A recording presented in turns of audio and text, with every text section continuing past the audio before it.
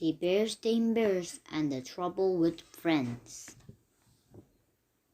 When makes friends, the cub who wishes is the cub who learns to compromise.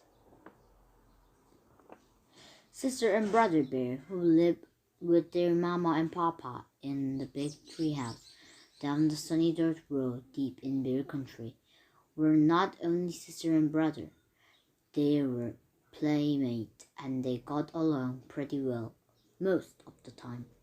But brother was quite a lot older than sister, almost 2 years, and sometimes he wasn't much interested in the games she wanted to play, especially when sister got a little bossy, which she sometimes did. Now, she said one day as she came out of the treehouse with a big load on her dolls, a stuffy animal. You're going to play tea party. You sit there and be the papa, and I'll sit there and be the mama. Ah, Jesus, sis, said brother. I'm too old to play tea party. Why, if Cousin Freddie or any of the guys saw me, I'd never hear the end of it. Why don't you find somebody your own age to play tea party with? Besides, I have a date to go skateboarding with Freddie. And off he zoomed, leaving sister all by her lonesome. All right for you, she shouted. Oh dear, said Mama, who was watching from the treehouse window. There goes brother off play with Freddie again. I do wish sister had somebody her own age to play with. What about her school friends? Asked Papa, joining her at the window. They are too far away, sighed Mama as she watched along some sister pick up her trusses jump rope and start jumping with a friendly frog. Soon a butterfly joined in. She asked her forest friends, the frogs and butterflies, to play with, said Papa. Frogs and butterflies are all very well, said Mama, but they are not the same as having a cub friend your own age.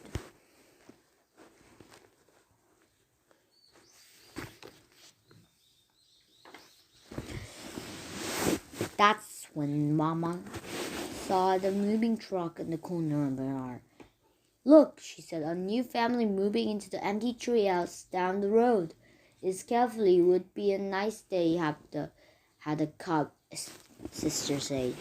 Sister saw the truck too, and the car followed it. Somebody moving to the empty treehouse, she said.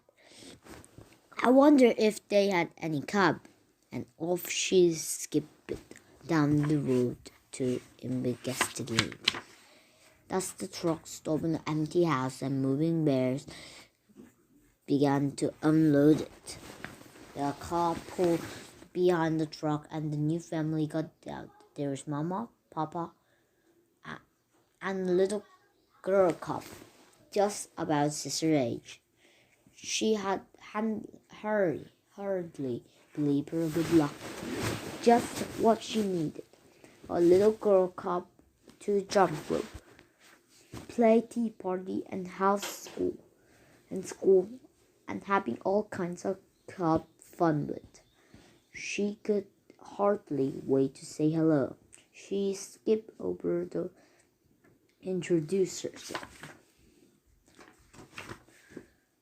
Hi, I'm Sister Bear. I'm 6 years old, and I live just down the road. Hi, said the new cub. I'm Elizabeth Bruin, and this is my papa and mama, Mr. and Mrs. Bruin. I'm 6 years old too. May I try your jump rope? I can do red hot pepper.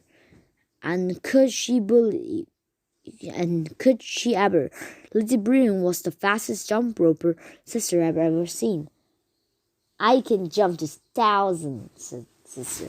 I can jump to 1,001, Lizzie returned the rope. 1,002, snapped sister. 1,003, said Lizzie. Well, we just thought about that. Let's have a jump of her here and now, sister. Let's not and say we did, said Lizzie. Say, is a playground over there? Last one in there is a rotten egg. And off she went, was just doing her best to catch up. Well, said Mama, who had been watching from the window, the new cup certainly is a lively little thing.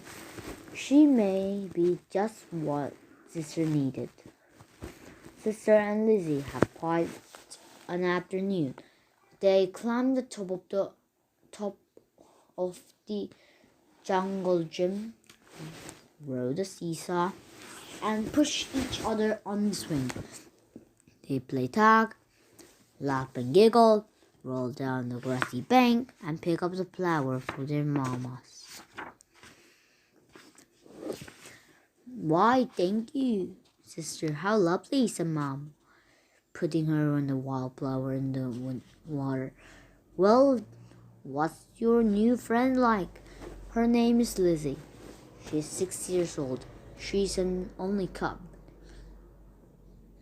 And she said, she's a little bossy. Oh, said Mama. Well, you certainly seem to be having fun. Oh, yes, said sister. I have lots of fun. A little bossy and a little braggy. The next morning, bright early, the phone rang. It was sister's new friend, Lizzie. Why don't you come over to play school? Asked Lizzie. Okay, said sister. Bring some your dolls and snuffy animals, added Lizzie, because mine aren't unpacked yet.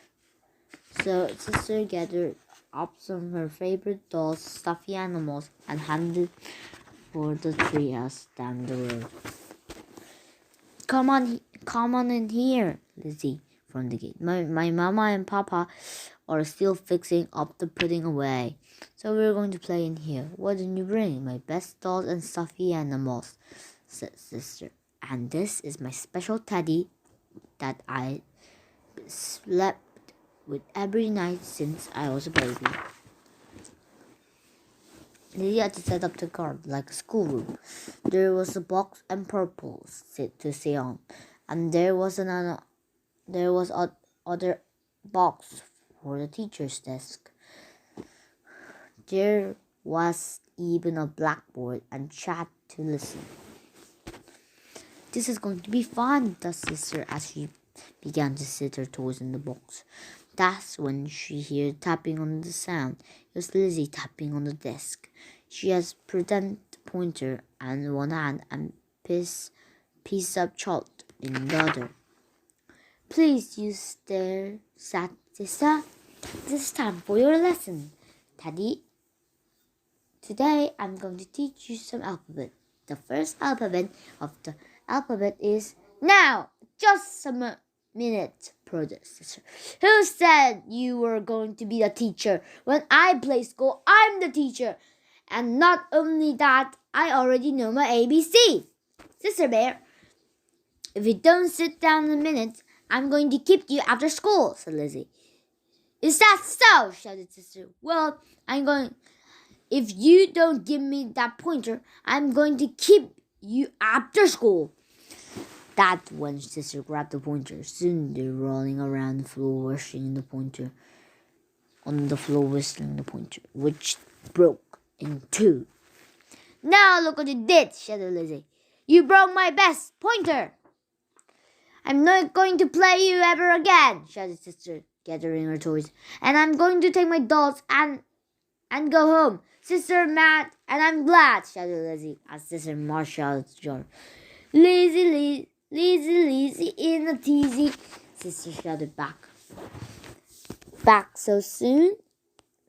Asked Mama when sister returned looking at the small crowd. "I'm never going to play with Lizzie Bruin again," shouted Sister. "She's much too braggy and bossy.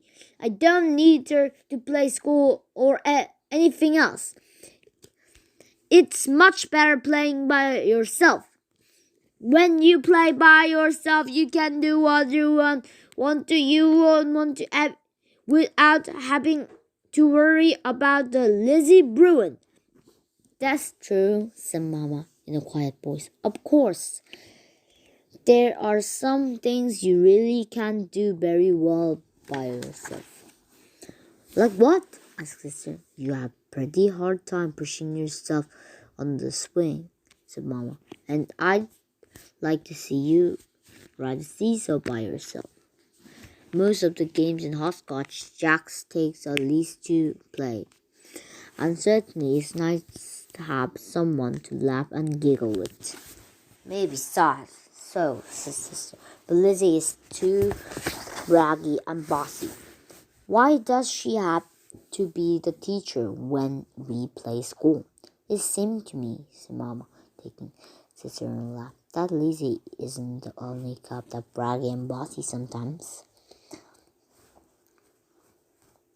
And, of course, there are one thing you can do much better yourself." "What's that, Mama?" "Be lonesome," said Mama quietly, and that's when someone knocked on the door. It was Lizzie, and she was carrying her sister's teddy. Her sister took her dolls and went home. "She got for her teddy," she said. "And well, I knew her special favorite, and she slept since she was a baby, and I thought she might miss it." "Well, thank you, Lizzie," said Mama. "That was very thoughtful of you." "Thank you very much," said Sister, hanging her teddy. "And you can be the teacher if you want," said Lizzie. Or, said Sister, "we can take turns to being teacher." "Terrific," said Lizzie. "Great," said Sister, gathering up her dolls and stuffy animal. "Last one in the garage is a rotten egg." And off she scuttled, laughing and giggling, with Lizzie scrambled after her. Thank you for listening my book.